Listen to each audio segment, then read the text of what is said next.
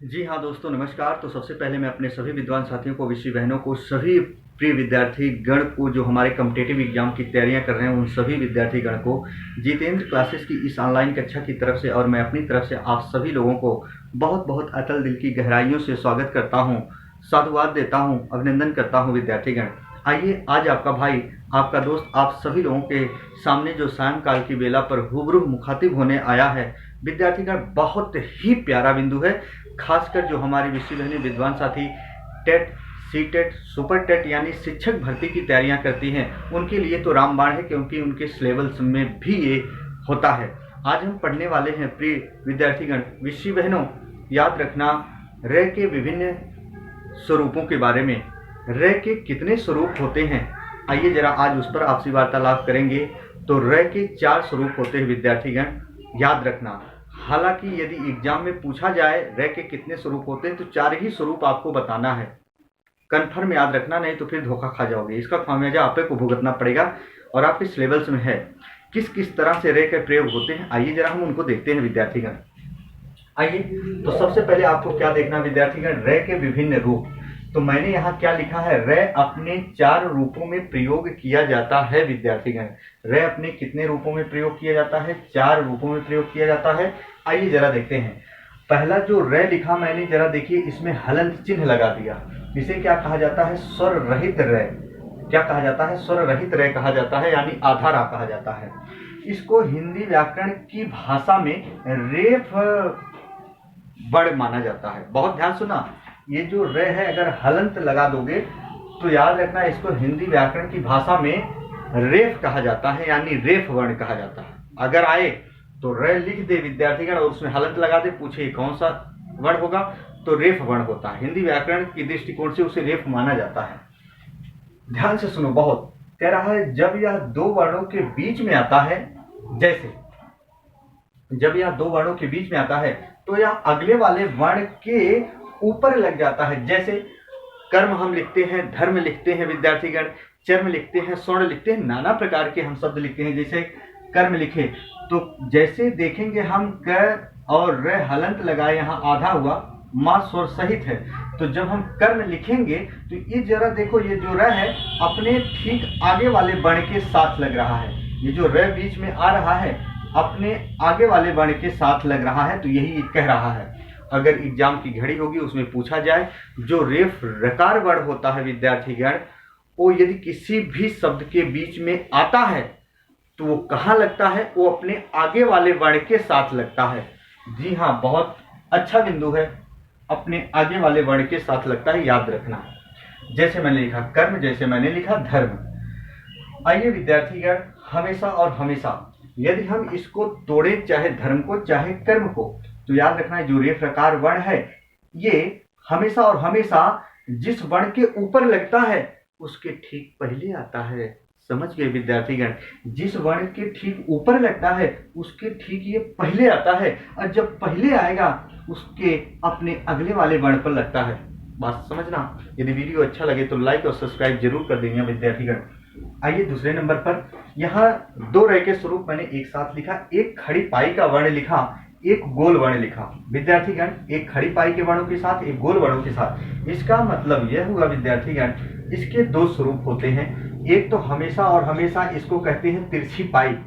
इसे क्या कहा जाता है, तिरछी पाई।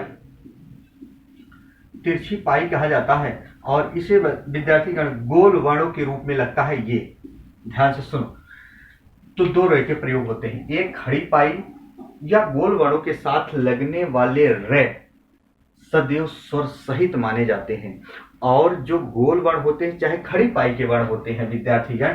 गोल वर्ण का मतलब यह हुआ, जैसे गोल वर्णों की संख्या कितनी होती है हिंदी व्याकरण में, 8 होती है ना। टा ठा डा ढा, अंगा होता है, हम कहें 6 होता है, द होता है, कुल मिला के 8 होते हैं। वीडियो बनी, उसके ऊपर आप पढ़ लीजिएगा। गोल वर्णों को आधा करने के लिए हलन चिन्ह का प्रयोग होता है। पर एक चीज याद रखिएगा, हमेशा और हमेशा विद्यार्थीगण, जो हमारे गोल वर्ण होते हैं, जैसे ट है, ऐसे खड़ी पाई नहीं है, तो इधर वाला जो चिन्ह होता है ये आधा ट दर्शाता है। इधर जो राइट साइड लगता है ये पूरा र होता है। चाहे खड़ी पाई का वर्ण हो, जैसे हम लिखा प, तो प में अब ये जो र लगा, ये प आधा होता है और ये रा पूरा होता है। यानी इसका मतलब यह हुआ विद्यार्थीगण, आधा पा और पूरा रा से प्रा हुआ। इसका मतलब ये हुआ शिरोरेखा के नीचे जो भी रे प्रयोग होता है, शिरोरेखा के नीचे जो भी रे प्रयोग होता है, जिसे प्रकाश लिखे तो प में देखो शिरोरेखा ऊपर गई है और र में ये हुआ है, तो ये पूरा रा माना जाता है स्वर सहित। जैसे वक्र में का में खड़ी पाई का वर्ण है, इसमें रे हम प्रयोग किए तो याद रखना ये पूरा रा है। ऐसे मैंने नक्र में किया, का में ऐसे किया तो पूरा रा है। अब देखिए जैसे ड्रम और ट्रक मैंने लिखा, एक गोल वर्ण है, इसमें खड़ी पाई वर्ण नहीं है विद्यार्थीगण। तो याद रखना हमेशा और हमेशा गोल वर्णों में आधा डा और ये क्या है पूरा रा, आधा डा और पूरा रा से ड्रा हुआ और मैं लिख दिया तो ड्रम हो गया। ऐसे आधा टा और पूरा रा से क्या हुआ, ट्रक हुआ। तो याद रखना शिरोरेखा के नीचे जो रे होता है वो स्वर सहित होता है, लेकिन शिरोरेखा के ऊपर जो होता है विद्यार्थीगण, जैसे कर्म, जैसे धर्म, जैसे स्वर्ण, ऊपर जो आएगा वो क्या होगा, आधा होगा। बात ध्यान से सुनना। आइए इसके बारे में देखते हैं। तो खड़ी पाई या गोल वर्णों के साथ लगने वाले रे स्वर सहित होते हैं विद्यार्थीगण। याद रखिएगा, जितेंद्र सर के साथ जुड़िए, अपना पहला कदम सफलता के दरवाजे की तरफ बढ़ाइए विद्यार्थीगण। तो हम कहेंगे इसे क्या कहा जाता है, तो इन्हें व्याकरण की भाषा में पदेन कहा जाता है। यानी क्या कहा जाता है, पदेन रे वर्ण। अगर कहीं भी आएगा विद्यार्थीगण, गलत मत करना, चाहे खड़ी पाई के वर्णों में लगा हो, चाहे गोल वर्णों के नीचे लगा हो, शिरोरेखा के नीचे होगा तो पदेन रे वर्ण होगा ही होगा। हिंदी व्याकरण के दृष्टिकोण से उसे क्या कहा जाएगा, पदेन रे वर्ण कहा जाएगा। जी हाँ, उदाहरण के तौर पर जैसे ये प्र है, तो देखो जरा लिखिए, प्र में आधा पा और पूरा रा है। इनका जो क्रम आता है विद्यार्थीगण, पहले आधा पा आएगा, उसके बाद रे आता है। ध्यान से सुनना, कभी कभी पूछता है, जैसे प्रकाश में हमेशा और हमेशा आधा पा पहले आएगा कि रा के बाद आएगा, तो आधा पा पहले होता है, रा बाद में होता है। यहाँ देखो जैसे मैंने लिखा प्र, और प्र में आधा पा पहले आता है, रा बाद में आता है। ऐसे ट्रा में आधा टा पहले आएगा, फिर उसके बाद पूरा रा आएगा। उसके साथ साथ उदाहरण प्रकाश, वक्र, नक्र, ड्रम, ट्रक। बात समझ में आ चुकी होगी। ध्यान सुनो, मैंने पॉइंट करके लिख भी दिया है कि शिरोरेखा के नीचे जो भी रे प्रयोग किए जाते हैं विद्यार्थीगण, वे सभी स्वर रहित होते हैं। मैंने अलग से पॉइंट करके लिख दिया है और इसको समझने का सभी विद्यार्थीगण विषय मैंने प्रयास करेंगे। याद रखना विद्यार्थीगण, और कंसेप्ट वाइज चीज यदि आप सीख गए तो रटने की जरूरत नहीं पड़ेगी, और कंसेप्ट वाइज ही सीखना है हर एक हिंदी ग्रामर का संपूर्ण बिंदु। यदि कंसेप्ट वाइज हिंदी सीखनी है विद्यार्थीगण तो जितेंद्र सर के साथ जुड़िए, तहलका मचाओगे, मेरी गारंटी है। आइए अगले पर चलते हैं। तीसरा क्या कह रहा है, ये रे जो होता है ये भी स्वर सहित होता है। ऐसे रे हो हम लिखते हैं, और हमेशा याद रखना, ये सामान्य रा कहते हैं इसको क्या कहते हैं, सामान्य रा। यह भी स्वर सहित होता है। क्या होता है, स्वर सहित होता है। ध्यान से सुनिएगा, इसके उदाहरण भी हम दे रहे हैं। इसका प्रयोग चाहे इसका प्रयोग चाहे इसका प्रयोग, जो हमारे रे के विभिन्न स्वरूप होते हैं विद्यार्थीगण, बहुत पॉइंट वाली बात बता रहे हैं, ध्यान से सुनना। यदि अपने श्रवण शक्ति को मजबूत रखोगे, मेरे द्वारा कराए गए ध्वनियों के उच्चारण को यदि आप सुन पा रहे होंगे सभी विद्यार्थीगण, विषय बहने, तो याद रखना जीवन समझ जाएगा।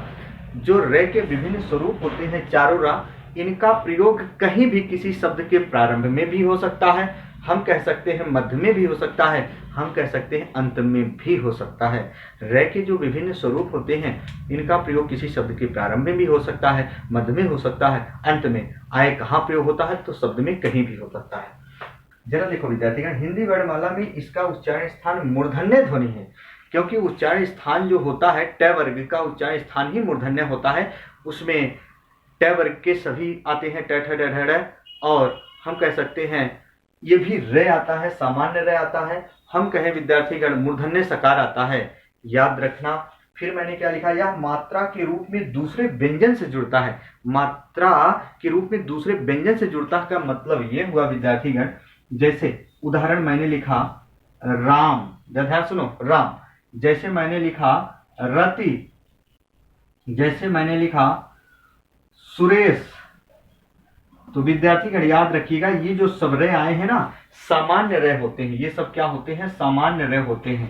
याद रखना, वही कह रहा है, यह मात्रा के रूप में दूसरे व्यंजन के साथ जुड़ते हैं। दूसरे व्यंजन के साथ का मतलब ये हुआ, एक तो ये व्यंजन के रूप में है, हमेशा और हमेशा। और इसके साथ जब ये जुड़ा तो एक शब्द का निर्माण किया। बात समझना।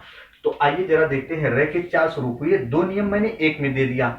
एक तो ये स्वरूप हो गया, 2 स्वरूप यहाँ खड़ी पाई के वर्ण, गोल वर्ण, और इसके बाद यहाँ सामान्य रहा। तो 2 ये हो गया, एक ये हो गया 3, एक ये हो गए, कितने हो गए?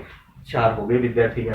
अच्छा, इसके साथ साथ हम बताएंगे कि गोल वर्ण क्या होते हैं, खड़ी पाई के वर्ण। जो नहीं जानते विद्यार्थीगण जरा देखिए, एक बार देख लीजिए। जैसे हमारे जो गोल वर्ण होते हैं जिनमें खड़ी पाई नहीं होता, जैसे ट, जैसे ठ, जैसे ड, जैसे ढ, जैसे कवर का पंचमाक्षर अंगा होता है, जैसे छ, जैसे द, तो जैसे ह, काकल्य वर्ण जिसे कहा जाता है अलिजिवा। 1 2 3 4 5 6 7 8 इन्हें गोल वर्ण कहा जाता है। इनकी संख्या 8 होती है। इनको आधा करने के लिए हलंत चिन्ह का प्रयोग किया जाता है विद्यार्थीगण। ये आधा हुआ, इधर लगाओगे तो रा होगा, इधर लगाओगे तो रा होगा। बात समझना। और खड़ी पाई के जो वर्ण होते हैं, जैसे मैंने लिखा क, जैसे मैंने लिखा प, जैसे मैंने लिखा ब, जैसे मैंने लिखा न, तो याद रखना है खड़ी पाई है जिनमें खड़ी पाई लगा, ये खड़ी पाई के होते हैं सब, है ना। तो समझ जाना। आज तक की कक्षा मेरी यहीं तक होगी विद्यार्थीगण। आपका भाई, आपका दोस्त यही अपनी वाणी को विराम देता है। यदि वीडियो अच्छी लगी हो तो लाइक और सब्सक्राइब करना ना भूलें। तब तक के लिए मित्रों, जय हिंद, जय भारत।